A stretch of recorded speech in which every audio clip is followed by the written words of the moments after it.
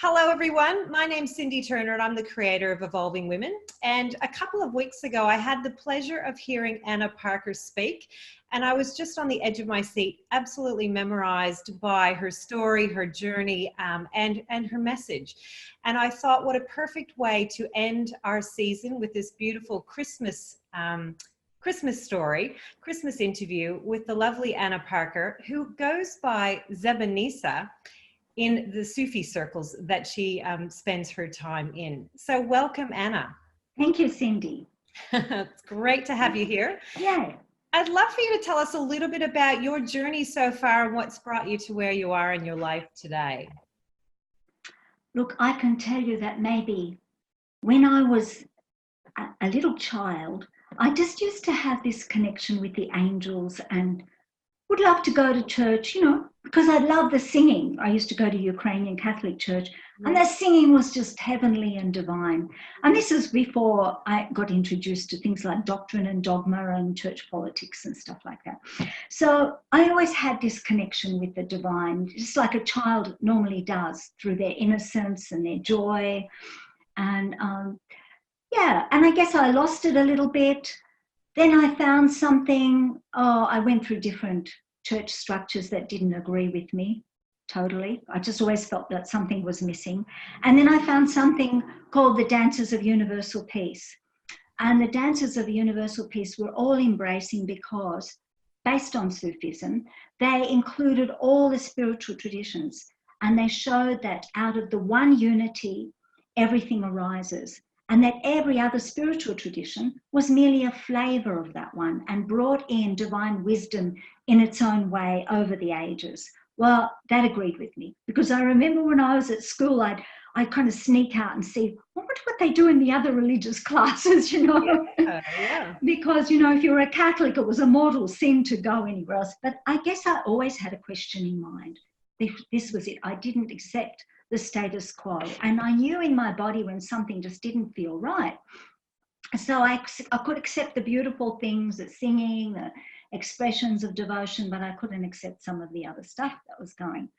And so through the Dances of Universal Peace, and I started to follow the Sufi path, which is like a Western form of Sufi. It's called Universal Sufism. It's not really connected with Islam, but it has all the beautiful teachings of oneness in there, and honouring and empowering people in wherever they are and on whatever path they are.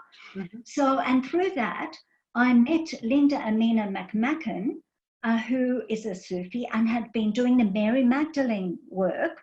She'd created these beautiful dance cycles and dances over the last 13 years, and I got to meet her last year. Well, before that, I remember reading a book on Mary Magdalene that was channeled, and I thought, wow, this resonates with me. This is more like it ought to be, you know.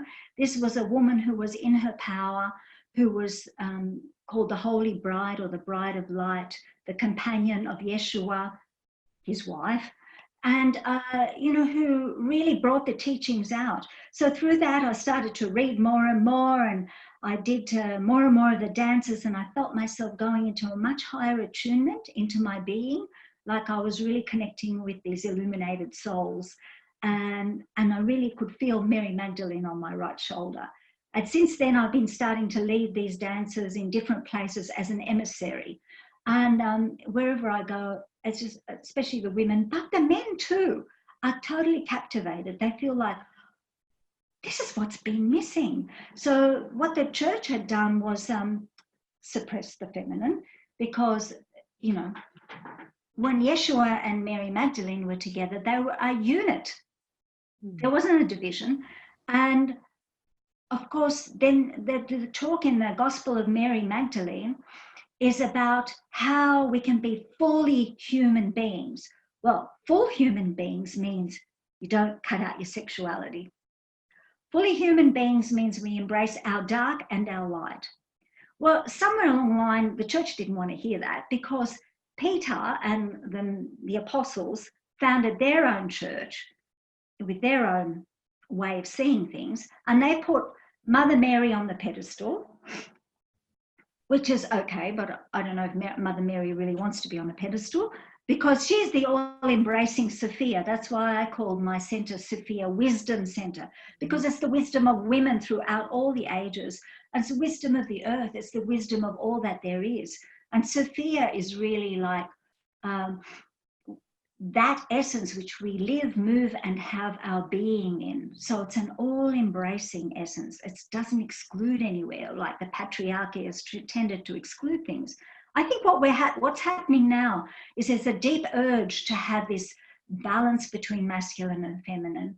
And between the balance, we want to go somewhere else. We know we're masculine, we know we're feminine, but there is a higher calling. It's in the heart. And this takes us to a higher vibration of love that brings all those qualities that Mary Magdalene and Yeshua were talking about in action. The love, the forgiveness, the coming into silence, entering into other dimensions of being. And a lot of these things, have fallen away in a lot of the, normal church services. They still talk about love and that. But Mary Magdalene is not so much recognized. But it made sense to me that if Yeshua was a rabbi, because he was a Jew before he was a Christian, actually he wasn't a Christian at all, really. And Christ means the anointed one or the Messiah, and we are all called to be the anointed ones, the Messiah. So I see in this Christmas time, this is how questions we can ask ourselves is, how do we birth the Christ within us? And it's beautiful in the Sufi teachings, they talk about God or goddess, the one being, having a womb, the Rachem. And the Rachem, the womb, is that which births mercy and compassion into the world. And that's what Yeshua, Mother Mary did. She birthed Yeshua with the act of mercy and compassion. And it says that even when we came into existence, that God was a hidden treasure and he wanted to be known. The only way he could be known was to create us as human beings, that we may be a witness to him, that his energy may channel through us, that we are, through our higher beings, we are the gods. Some would find that quite strange to hear, but we are, when we take full responsibility for our life, our spiritual, mental, emotional, physical, then we are empowered to be the creators. But it's not like we cut out the spiritual dimension. We need the spiritual dimension to help us because we're a bit limited in this dimension. So one of the things that's really standing out for me in what you've just said, Anna, is around Mary Magdalene being the representation of the feminine, and that over time, that feminine journey is perhaps being repressed or lost through the teachings. Would you like to comment a little bit on that? Yeah, for sure.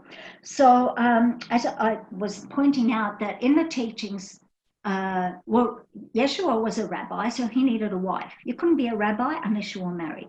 So it's said that the Feast of Canaan was actually the wedding feast of Yeshua and Mary Magdalene.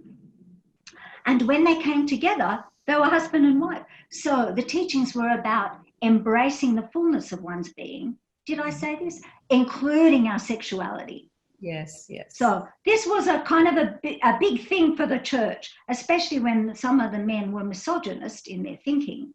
And in that culture, they put down women. They didn't like the idea that, they said, well, these are strange teachings, like the kingdom of God is within you, and you could see all these other places, and the healing came from within, and they didn't quite get all that. And they said, how could Yeshua share this with you and not with us?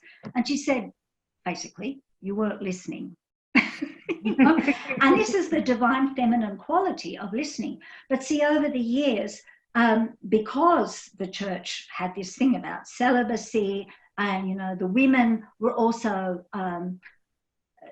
they were holders of the land. They were a lot powerful. There was a lot of power with the women. They didn't like that idea, so they were trying to undermine the women. And then you got the Inquisition and the Cathars, and they were people who had the oral tradition, the teachings from the Gnostic teachings, means that which is you have a direct experience of.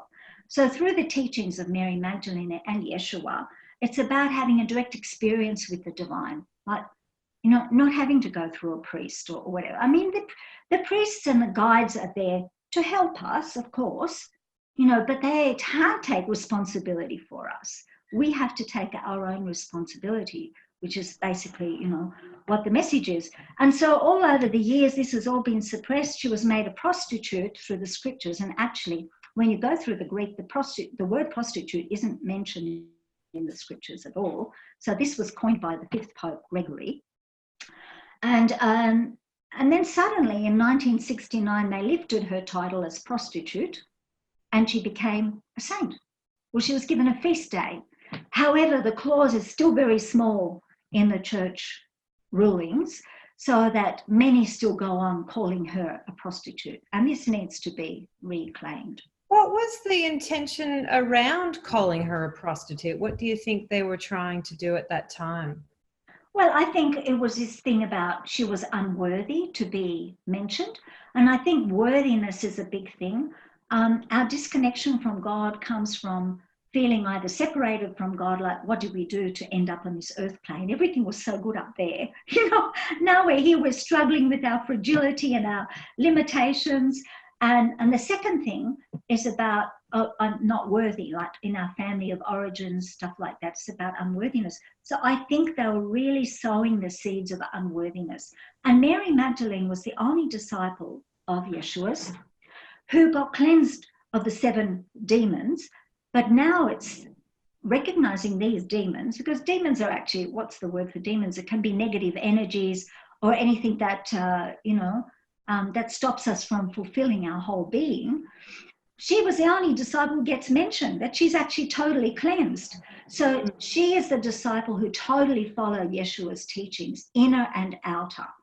And the church didn't want this to be recognized. So they made her unworthy, that she was a prostitute, she was this and that. So it was a way of suppressing women and the power of women and making men all powerful.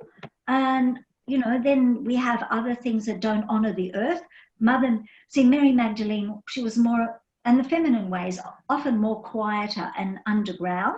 So she wouldn't have made a huge big noise about the men coming into power, but she stood her ground. And the women were always in touch with the earth. She was a mirror force. She had a great understanding of herbs and sacred oils and how to be a death walker, how to bring people over the passage of death. So she actually went through the death with Yeshua, it is said, through the Gnostic teachings. So she was there, and it's actually like she was even given a choice. Oh, do you want to stay in heaven? You want to come be up at that level? And she said, no, the women's way is to be of service. I'm coming back to the earth until everything is redeemed, until Christ, the Sophia, is recognized. So Christ, the Logos, the Word, and the male was recognized at the birth of Christ. But Christ, the Sophia, who included the divine feminine, because he said there was no Jew, no Greek, no female, no male in Christ. Everything was one. But the culture at the time couldn't hear that because it was so entrenched in women were not more than chattels. But some women were very powerful, and Mary Magdalene was one of the inner circle of Yeshua, who were the powerful, wealthy women, and they supported his mission. Well, the Sadducees and the Pharisees didn't really like that either, because they wanted to have the power and the recognition. And so they could see that all of this, cult or whatever they would look at it as, was undermining their power.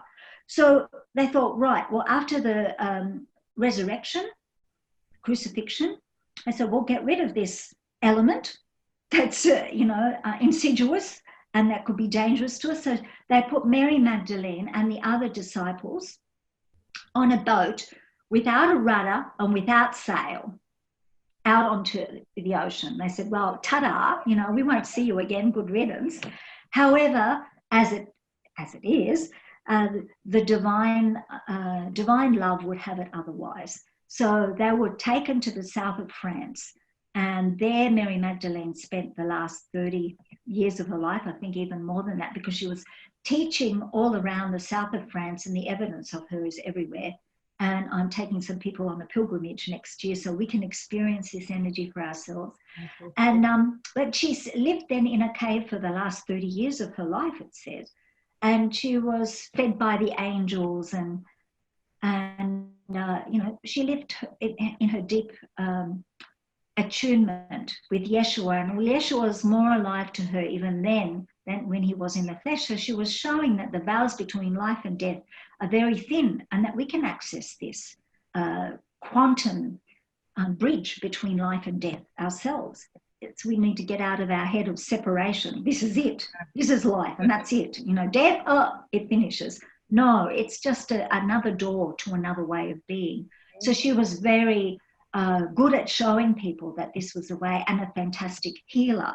So I'd say she was like a shamaness, because she'd use all the natural, you know, natural healing elements of the earth. And she said, if you weren't familiar with the elements of earth, air, fire, water, ether, then you were disconnected in your own being. And then that would kind of determine how your passage would go into the next world.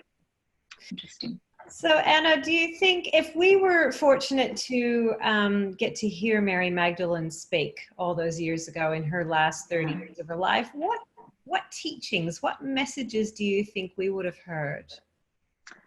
I think love was almost foremost, always. The loving element, and it was a bit like, not a bit, a lot. They call it kenotic love, which means a surrendering love that is, I guess, sacrificial, but not martyring. It's the one where you get out of the way, where love can come in and be the rule of your life. So love and forgiveness, they're very much about coming into the stillness, taking time to meditate, to empty yourself, to attune yourself to the higher vibration, so that that love can guide you. Because while we're busy, and as we're all busy, so we can get that forgetting. And it was interesting, last week I did or just recently, a session with Megan Don, who has written a fantastic book called The New Divine Feminine. And she talks about the 7 faces of the Divine Feminine, the Mother, Maiden and Crone, but the bright maiden and the dark maiden, who's Lilith. And, you know, all the different aspects of the mother, the crone, and the bride of light. Well, to come to that level of being that bride of light, like to channel that light, that supernal light that Mary Magdalene was obviously in, because she could access all the dimensions, and she had a knowing. Everything that Yeshua spoke, she knew it. And so she took it deep within her. And we can gain that wisdom and that deep knowing within ourselves too, if we empty ourselves and look at ourselves and say, right, okay, so we all have habits. We could look at, right, what's a negative habit? What's a, like, for instance, forgetting and remembering can be a positive one.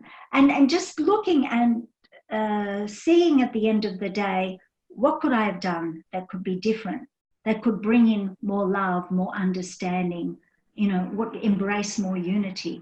That's a big question, because every day we get challenged with relationships and what happens around us, things that stir us, that create the reactive cycle, part of our human existence, not going to exactly go away, but we can reflect on it and we can say, how are our choices in the future? What do we want to do? Do we want to take a bit more time to make a decision so that we can birth that Christ within us, the one that is mercy and compassion, that is peace and forgiveness. And, you know, in that deep peace, Yeshua was called the Prince of Peace. But we can't gain that peace within us until we empty ourselves at times, you know, really tune in and say, what will give me peace in this moment? Do you have any practices that assist you to find that peace for yourself? Yeah, I think the main practice, and it doesn't matter what spiritual tradition you're in, is really attuning with one's breath. So taking time to stop, S-T-O-P, pause. The P is for pause, and when you pause, you get peace. But you've got to pause first, and to just attune oneself with one's breath, because one's breath is the eternal spirit. It's what we have in our life. It comes into us when we're born. It leaves us when we die. but it is that which continues with us. So when we attune with the breath and come into the mother ground of being, I call it, just there's three things that I like to say. I am the mother ground of being. I am radiant awareness. I am the ground of peace. So when you actually say that, you tune to your breath and you allow the breath just to go slower and more peaceful. And all you're doing is witnessing the breath. You're witnessing and feeling the breath as it becomes quieter, deeper. And at the end of the breath, even resting in the no breath, because that no breath is the ground of being. And it's what we get scared of, not being. We think, oh, I'm not being, oh, my breath. So, but resting in that is very powerful, just for a few seconds, and then breathing in again. It allows the emptiness to come in, and then new wisdom and insight of where to go, what to do, and just allowing that peacefulness to come in through the breathing. So is this a daily practice that you use in your life? When I remember. When you do when I have the good habit of remembering. But I, like everyone else, get swept up into busyness or other things, and I endeavour. It's becoming more and more a daily habit. That's all I can say. Don't beat yourself up if you miss a day or two. Just keep coming back, because that's why they say it's spiritual practice. You've got to just keep practicing, so when those times come when you need it, you can remember, like, what did I do? What was my spiritual practice? But if you don't give a little bit of time to practice it, like the gym, you can't develop your spiritual muscles, Muscles, yeah, exactly. That's right. So a similar thing, So you could say that meditation or emptying out and being with the breath is like developing your spiritual muscles. Yeah, like a gym practice. Love that. Yeah. So, Anna, I'm curious to know your perspective on, modern corporate world and the way that we're living in our society today. Because I think there's plenty of examples of separation and the masculine and the feminine being quite far apart. Yeah. I'm just wondering, from your perspective, what do you see? Well, look, I was just talking with a friend yesterday about the modern corporate world and how and what effect that has had on all the bushfires recently, always seeking to gain a bit more understanding on the metaphysical level, what is operating here. He had a very good point. He said, the corporate model and the model of short-term gain and profit creates a very yang energy, which is the masculine energy. And the elements of the yang energy are fire and air. What have we got at the moment? Lots of fire, lots of air, lots of wind. Yeah. It can be very windy at times. The yin energy is water and earth. So this is what's lacking. So much of the greed and corporatization that separated people from their earth, from the indigenous soul of their being, has deprived the earth from the yin energy of water and earth, which we all belong to. Without water, we can't survive. Without earth brings us everything. But we've got this imbalance of yin and yang, too much fire. And this is what fire's burning all around the world. Or they're in deep snow. It's one extreme over the other. And I think that's the polarity we need to address. And it's so beautiful, yeah. Mother Nature speaking loudly to us. Absolutely, yeah. Hello, listen to me. That's right. I think so. I keep thinking, there's one song we have and it talks about fire being the fire of truth. And we talk about the elements, and I think, because fire burns away, anything unnecessary, but oftentimes, like now, where, it's destructive. It's like the Kali energy. The Kali energy is also the dark bride or the dark daughter, and she is the one who destroys in order to make way for something new. So we know that fires, after a fire, things regenerate. So that's the hope that we have, that and enough people are praying and asking for things to be different, that we will resurrect the feminine. We will bring water and the consciousness of water and the gratitude for water, the gratitude for the earth. I think as we build this in our everyday life, like every time we drink a glass of water, we give thanks for the water. Just, you know, in our own alignment, I give thanks for the water. I give thanks for the earth. I am grateful for all that is around me and how it's nurtured and sustained me. And I think the more we can do that, and the more we can bring that feminine wisdom and address that imbalance, because eventually we will prevail. Absolutely. Yeah. I'm curious though, I guess from where I stand, it's so desperately what we need in the world right now is more of the feminine, but it's not about denigrating the masculine. No. It's about balance. It's about unity, as you say. Yeah. And this is the beautiful thing. And I've been doing a meditation lately where Yeshua and Mariam, because Mariam de Magdalene, they're standing hand in hand, and you tune into them through the gold thread or some whichever way you feel connected to them. And you feel led by the two of them. So it's not just about the feminine. Of course, you can tune into the great Sophia, the mother, the great goddess, but I think tuning into the two at once has a great power in it. It's an acknowledgement of the both, and that the both take us to this bridal chamber, the bridal chamber, which is that place deep in our heart where there is a union that goes beyond the separation, or, you know, the seeing this of this male-female thing. But let's acknowledge that male and female can go hand in hand, and we need both. We need the male energy, you know. They're strong. I heard that the other day. I was trying to get some thumbtacks in the wall, couldn't do it. And I just said to the man here, I said, I've heard that men's thumbs exert 70 times more pressure than a woman. He said, oh, probably not me. And I said, but you will still have more pressure. And he got those thumbtacks in. Right. And this is the thing. Men have got strength and power. Absolutely. And the feminine can help them come into this, the aspect of the protection, the power, the strength.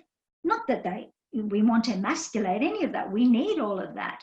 But also the deep listening, the wisdom, the peace, the nurturing, the caring, the connection of all beings. This is what we want. And that's when they take our hands, they get that. We get their strength and power.